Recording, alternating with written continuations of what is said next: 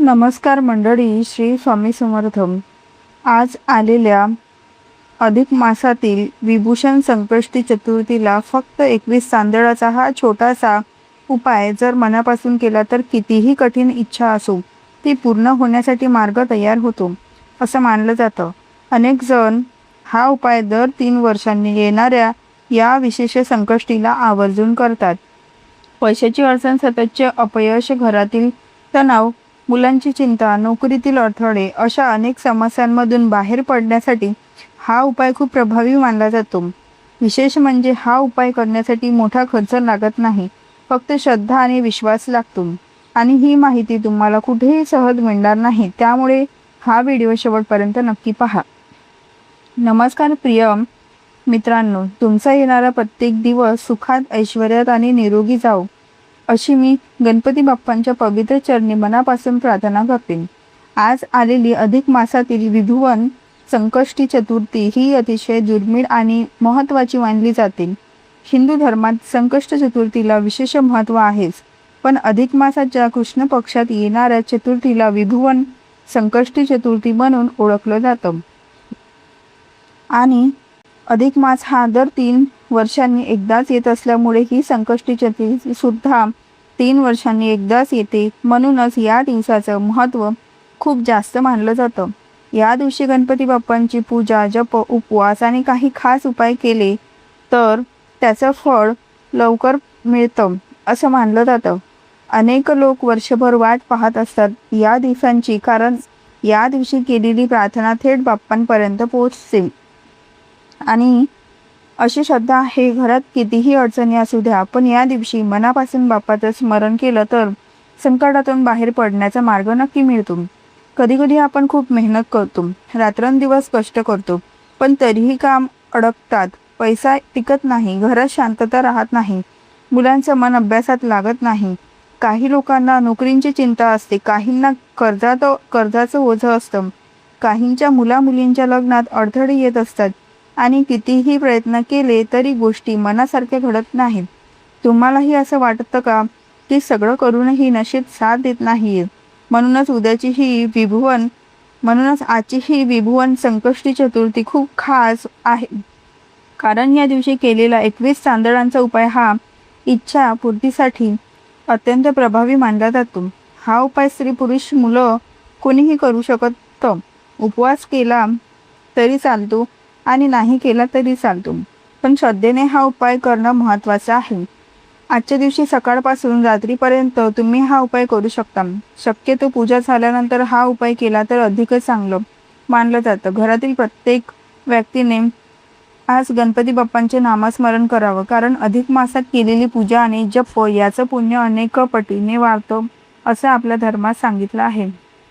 आपल्या घरात गणपती बाप्पांचा फोटो किंवा मूर्ती असणं खूप महत्त्वाचं आहे, कारण बाप्पा हे विघ्नहर्ता आहेत, घरातील संकट दूर करणारे देव आहेत. बुद्धी, ज्ञान आणि यश देणारे देव म्हणून गणपती बाप्पांची पूजा केली जाते. म्हणूनच कोणतंही शुभ काम सुरू करण्याआधी आपण सर्वप्रथम गणपती बाप्पांचं स्मरण करतो. उद्याच्या दिवशी सकाळी लवकर उठून स्वच्छ स्नान करायचं आहे.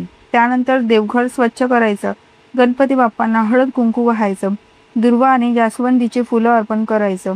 शक्य असेल तर तुपाचा दिवा लावायचा, अगरबत्ती आणि धूप लावून घरातील वातावरण प्रसन्न करायचं आणि त्यानंतर शांत मनाने हा उपाय करायचा आहे. गणपती बाप्पांची पूजा झाल्यानंतर तुम्हाला हा उपाय सुरू करायचा आहे.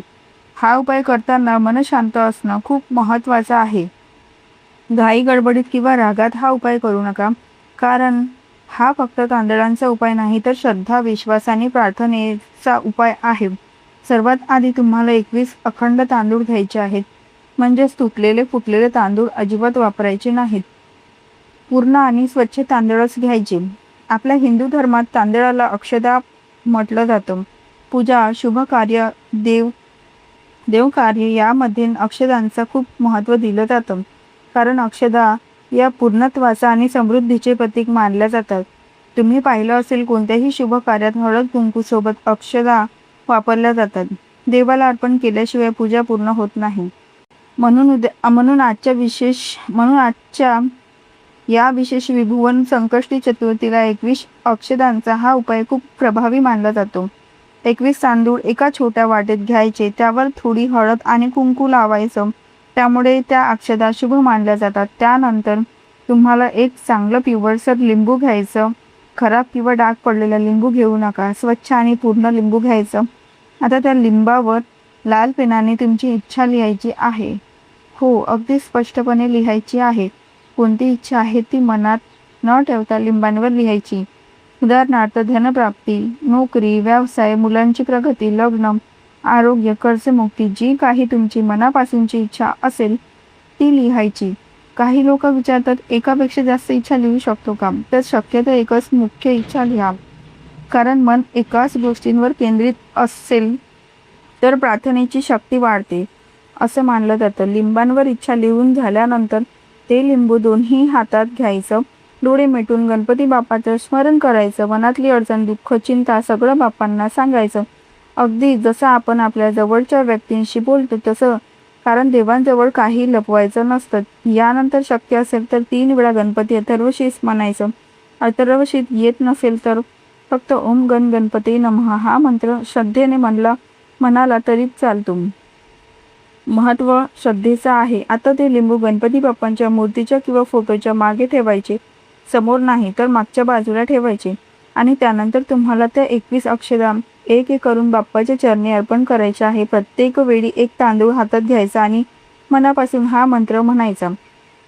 एदम अक्षदम ओम गगम गणपती नमः. मंत्र म्हटल्यावर एक तांदूळ बाप्पांच्या चरणी अर्पण करायचा. पुन्हा दुसरा तांदूळ घ्यायचा, पुन्हा मंत्र म्हणायचा. अशा प्रकारे पूर्ण 21 वेळा हा मंत्र म्हणत 21 अक्षता अर्पण करायच्या आहेत. हा उपाय करताना मध्ये कोणाशी बोलू नका. मोबाईल बाजूला ठेवा. पूर्ण लक्ष बाप्पांवर आणि आपल्या इच्छेंवर ठेवा. कारण मन जितकं शांत आणि एकाग्र असेल तितकी प्रार्थना प्रभावी मानली जाते. अनेक लोक हा उपाय दरवर्षी करतात आणि त्यांना अडकलेल्या कामात मार्ग मिळाला, घरातील वातावरण बदललं, पैशाची अडचण कमी झाली असा अनुभवही अनेकांना सांगितला आहे. म्हणून आजची ही विभुवन संकष्टी चतुर्थी अजिबात सोडू नका. 21 अक्षता अर्पण करून झाल्यानंतर दोन्ही हात जोडून शांतपणे गणपती बाप्पांसमोर बसायचं आहे. त्या क्षणी घाई करू नका, कारण हीच वेळ असते जेव्हा आपण मनापासून केलेली प्रार्थना बाप्पांपर्यंत पोहोचते असं मानलं जातं. यानंतर तुम्हाला ओम गण गणपती नमः या गणपती बाप्पांच्या महामंत्रांचा जप करायचा आहे. शक्य असेल तर पूर्ण एक माळ म्हणजे 108 वेळा जप करा. पण जर वेळ कमी असेल तरी जितक्या श्रद्धेने करता येईल तितक्या जप नक्की करा, कारण या दिवशी घेतलेलं बाप्पाचं नावही खूप शुभ मानलं जातं. जप करताना मनात फक्त एकच भावना ठेवायची, बाप्पा माझ्या घरातील संकट दूर करा, माझी इच्छा पूर्ण करा, माझ्या कुटुंबांवर कृपा ठेवा. एवढं जरी मनापासून बोललात ना तरी ती प्रार्थना वाया जात नाही. काही लोक म्हणतात आमचं नशीबच खराब आहे, पण लक्षात ठेवा, परिस्थिती कितीही कठीण असली तरी देवासमोरचा विश्वास माणसाला पुन्हा उभा राहायची ताकद देतो. आणि अधिक मासातील ही विभुवन संकष्टी चतुर्थी म्हणजे श्रद्धेने प्रार्थना करण्याचा अतिशय खास दिवस आहे. जप पूर्ण झाल्यानंतर ते 21 तांदूळ आणि लिंबू पूर्ण रात्र गणपती बाप्पांसमोरच ठेवायचं आहे, मध्ये हलवायचे नाही. दुसऱ्या दिवशी सकाळी उठून स्नान केल्यानंतर त्या लिंबाचं विसर्जन करायचं आहे. शक्य असेल तर वाहत्या पाण्यात विसर्जित करा. नदी, ओढा किंवा वाहत्या पाणी नसेल तर निर्माल्यात टाकलं तरी चालेल. पण एक गोष्ट लक्षात ठेवा, ते लिंबू घरात ठेवायचं नाही, कारण त्यामध्ये आपण आपली इच्छा आणि अडचणी बाप्पांकडे सोपवलेल्या असतात. म्हणून दुसऱ्या दिवशी त्यांचे विसर्जन करणं महत्त्वाचं मानलं जातं. आता उरलेल्या 21 अक्षतांचे काय करायचं तर त्या अक्षता एका स्वच्छ पांढऱ्या किंवा लाल कपड्यात बांधायच्या. कपडा नसेल तर स्वच्छ कागदही ठेवू शकता. त्याची छोटी पुडी तयार करायची. ही पुडी तुम्ही तुमच्या पर्समध्ये, तिजोरीमध्ये किंवा देवघरात ठेवू शकता. अनेक लोक महत्त्वाच्या कामाला जाताना ही पुडी सोबत ठेवतात. मुलं परीक्षा घ्यायला जात असतील, इंटरव्ह्यूसाठी जात असतील, कोर्ट कचेरीचं काम असेल, नवीन व्यवसाय सुरू करायचा असेल तर ही पुडी सोबत ठेवणं शुभ मानलं जातं. असं म्हणतात की या अक्षतांमध्ये गणपती बाप्पांच्या आशीर्वादांची सकारात्मक ऊर्जा राहते. त्यामुळे कामात अडथळे कमी होतात आणि आत्मविश्वास वाढतो. पण इथे एक गोष्ट खूप महत्त्वाची आहे, उपाय करून लगेच दुसऱ्या दिवशी चमत्कार होईल अशी घाई करू नका. देवांवर विश्वास ठेवा, प्रयत्न करत राहा, कारण श्रद्धा आणि मेहनत दोन्ही एकत्र असतील तरच जीवनात बदल दिसायला लागतो. आजच्या या विशेष विभुवन संकष्टी चतुर्थीला शक्य असेल तर घरातील सगळ्यांनी मिळून गणपती बाप्पाची आरती करा. मुलांकडूनही बाप्पांचे नामस्मरण करून घ्या. घरात सकारात्मक वातावरण तयार होते आणि घरात शांतता राहते. सुतक असेल किंवा मासिक धर्म असेल तर हा उपाय करू नका. बाकी स्त्री पुरुष लहान मुलं कोणीही श्रद्धेने हा उपाय करू शकतो. ही अत्यंत महत्त्वाची माहिती होती म्हणून तुमच्यापर्यंत पोहोचवली.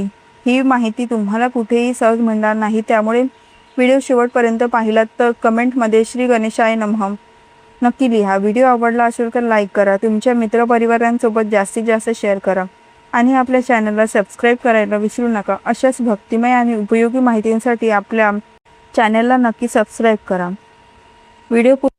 व्हिडिओ पूर्ण पाहिल्याबद्दल अगदी मनापासून तुमची खूप खूप आभारी आहे. धन्यवाद. श्री स्वामी समर्थ. जय जय स्वामी समर्थ.